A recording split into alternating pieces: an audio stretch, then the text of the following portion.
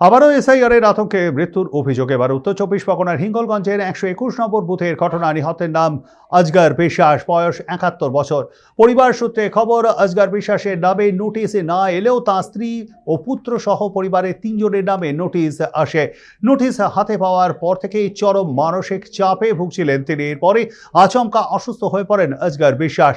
পরে হৃদরোগে আক্রান্ত হয়ে মৃত্যু হয় তার। পরিবারের অভিযোগ, এসআইআরের শুনানি সংক্রান্ত আতঙ্ক ও মানসিক চাপই তার মৃত্যুর প্রধান কারণ। এই ঘটনাকে কেন্দ্র করে গোটা এলাকায় নেমে এসেছে শোকের ছায়া। এর পাশাপাশি ফের বিতর্ক উস্কে দিয়েছে এসআইআরের প্রক্রিয়া ও তার প্রভাব নিয়ে।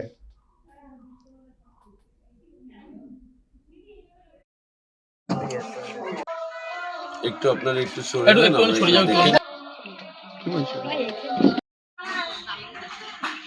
বাড়িতে সবাই নোটিশ হয়েছে, আমাকে নোটিশ হয়েছে, আমার মাকে নোটিশ হয়েছে। বুড়ো বয়সে বাবা হচ্ছে চিন্তা ভাবনা করছে, খুব চিন্তা ভাবনা বলছে যে তোরা দূরে সরে যাবি, তোর মা দূরে সরে যাবে। এই চিন্তা ভাবনায় বাবা হাট ফেল করে মারা গিয়েছে।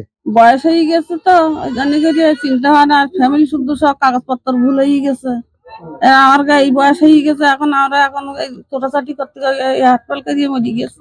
জি, এই পরিবারের পাশে আছে বা এনাদের সঙ্গে থাকবেন, এই প্রতিশ্রুতিতে আমরা আমাদের নাগরিকত্ব নিশ্চিত করতে পারবো বলে বিশ্বাস। বিধানসভা কত নম্বর?